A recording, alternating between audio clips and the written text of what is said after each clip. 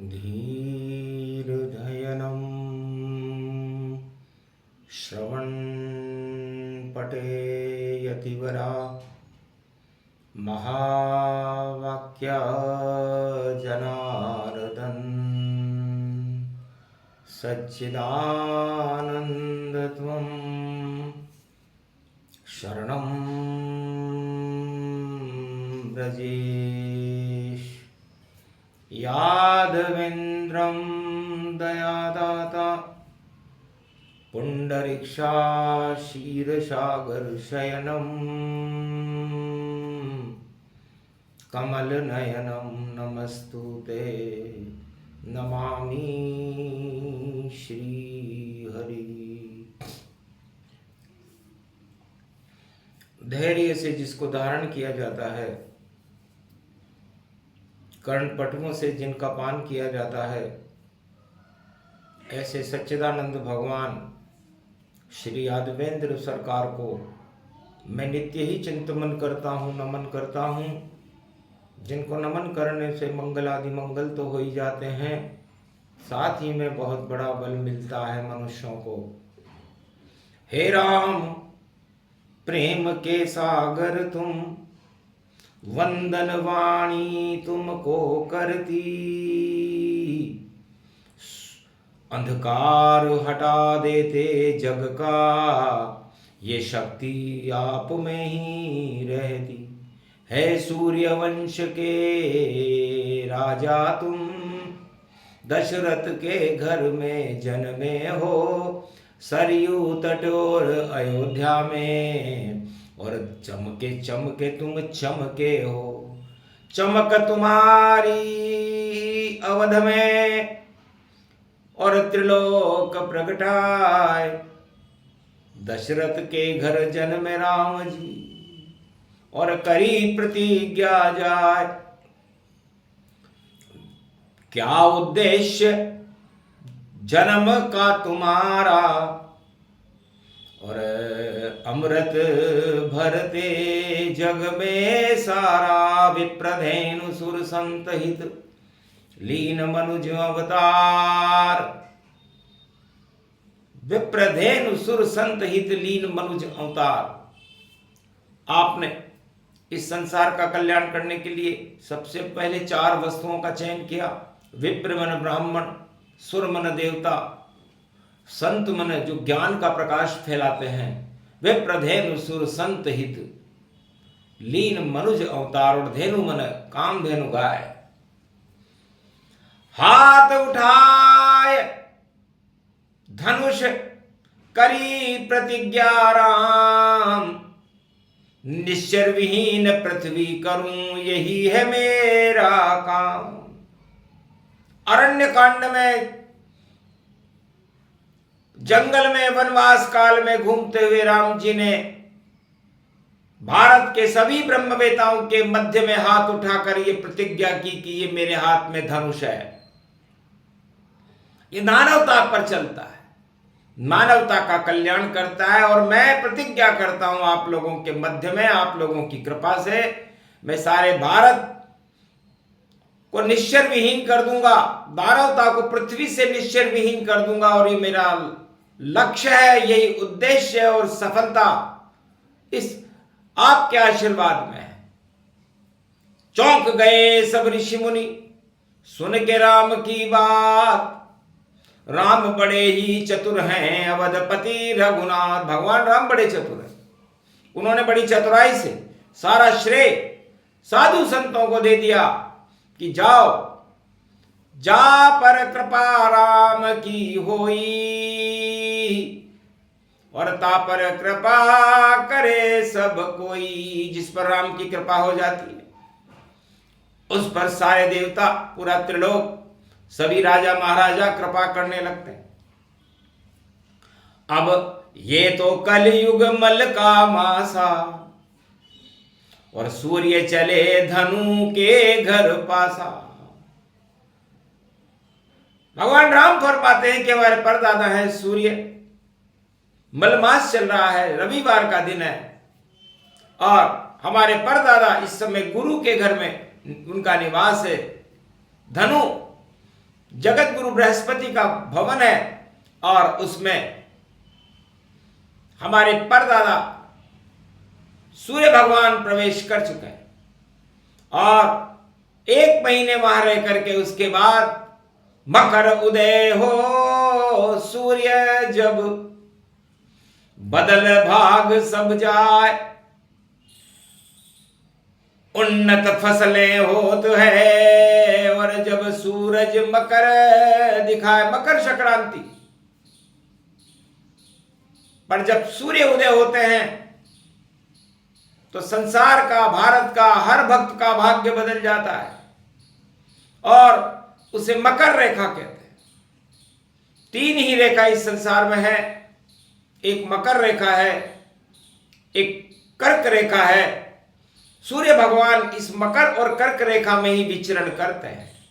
6 महीने अयोध्या के कनक भवन पर, जिसे मकर राशि का मकर रेख कहते हैं, उस पर राम जी का और सूर्य भगवान का निवास रहता है और 6 महीने राम जी कर्क रेखा में विचरण करते हैं। ये दक्षिणी रेखा है, इसमें सारे शुभ काम बंद रहते हैं और बरसात काल, शरद काल का ये समय होता है और इस समय दक्षिण रेखा में ही सूर्य विराजमान है और धनु राशि के अंदर इस समय सूर्य का प्रवेश है। अब प्रश्न उठता है, राम से पूछे हम सब जाए, आप तो चारों युग में और रोम रोम रम जाए। भारत के रोम रोम में, अयोध्या के कण कण में और हर भक्त के हृदय में आपका निवास है राम जी। पर जिस धनुष से आपने रावण को मारा, दानवताओं को निस्तेज किया, वो धनुष कहां है? सन्नाटा मच गया सभा में भारी और चौंक गए भारत के सब नर नारी। वह धनुष राम ने देखो कहां छुपाया और राम चले गोलोक धनुष नजर नहीं आया। तो वो धनुष कहां है? ये प्रश्न यक्ष प्रश्न है। यदि संसार में सभी ब्रह्मवेताओं से, शंकराचार्यों से, वेदाचार्यों से, विद्वानों से और देव मर्मज्ञों से ये प्रश्न किया जाए कि भगवान राम तो बैकुंठ को चले गए, लेकिन उनका धनुष कहां है? बड़ी शक्ति थी धनुष में, 2 ही धनुष दिखाए, एक धनुष को तोड़कर सीता ब्याह के लाए। एक धनुष तो वह था जो शिव जी ने बनाया था और जिसे जनकपुरी में भगवान राम ने तोड़ा और सीता जी से नाता जोड़ा। और दूसरा धनुष गुरु वशिष्ठ दे दिया राम को, जब विद्या पढ़न गए रघुराई, अल्पकाल विद्या सब आई, गुरु ग्रह पठन गए रे रघुराई। तब एक धनुष दिया कि दानवता को जगत से, भारत से करो दूर। गुरु वशिष्ठ ने दिया धनुष, शक्ति इसमें भरपूर। तो उस धनुष को लेकर राम जी 14 वर्ष के वनवास में अपनी रक्षा, अपनी भार्या की रक्षा, अपने भ्राता की रक्षा, अपने भारत की रक्षा के लिए जंगल जंगल चले और लंका के तट पर पहुंच करके उन्होंने रावण और 1.25 लाख नाती और दानवता का विध्वंस कर दिया। तो वो धनुष कहां है? गुप्त से गुप्त लुप्त तिराका और बोले राम कभी नहीं भाका, नहीं कोई प्रश्न पूछ गतिवाणी, पर आज प्रगट वाणी ब्रह्माणी। तो कहां गया वह धनुष और रहता किसके पास? चारों युग में वह धनुष करे पाप का नाश। है जानकी, है अयोध्या वासियों और भारतवासियों, वो धनुष मेरे पितामह के पास रहता है, जो मेरे दादा हैं, जिन्हें हम सूर्य कहते हैं। और पृथ्वी भी एक ब्रह्मांड है और पृथ्वी पर मेरे परदादा 6 महीने मकर रेखा में चलते हैं और 6 महीने कर्क रेखा में चलते हैं, तो ये धनुष अदृश्य कभी होता ही नहीं, और राम सदा ही प्रकाश करे, पापों का हर युग नाश करे, और धनुष शक्ति का वास करे। तो वही धनुष भारत में रहे सूर्य के पास, 6 महीने वह मकर में रहता, 6 महीने कर्क के साथ। तो वो धनुष, उस धनुष के ऊपर ही सूर्य भगवान के परदादा राम जी के उस धनुष रेखा पर ही चलते। और वह धनुष रेखा जब लक्ष्मण रेखा को क्रॉस करती है, पार करती है, लक्ष्मण रेखा नासिक में है, पंचवटी में, ये लक्ष्मण जी ने खींची थी कि लक्ष्मण रेखा के बाहर और कर्क में सूरज जावेगा, दानवता नष्ट हो जावेगी और सबको सबक सिखावेगा। तो वही धनुष श्री राम का रहे सूर्य के पास, मकर पर्व पर वो उसी धनुष का गंगा सागर वास। तो सबसे पहले उस धनुष के दर्शन गंगा सागर में कपिल मुनि करते हैं। जब मकर रेखा में सूर्य होता है तो कपिल धारा खुलती है और कपिल के नेत्रों में शिव शक्ति की ज्योति होती है और अपने आप सब कुछ हो जाता है और उनकी कमंडली में से अमृत टपकता है और उस अमृत के छींटे वो सूर्य भगवान उसमें स्नान करते हैं, उसे गंगा स्नान कहते हैं। तो सबसे पहले सूर्य भी करे गंगा स्नान और कपिल धार की शक्ति से हाथ धनुष और बाण। तो धनुष बाण है सूर्य हाथ में, चले मकर की ओर, उत्तरायण ये सूर्य है और सब है भाव विभोर, शुभ काम सारे शुरू होते। और सूर्य धनुष के सूर्य के ये हाथ में और कपिल की शक्ति है इसमें, और मकर के प्रभात में। तो मकर प्रभात गंगा स्नाना, तिल का करे दान और दाना, तिल और गुड़ के लड्डू उस समय दान करने चाहिए जब मकर संक्रांति का पर्व हो, क्योंकि मकर का पर्व भाग्य रेखाओं को बदलने वाला होता है।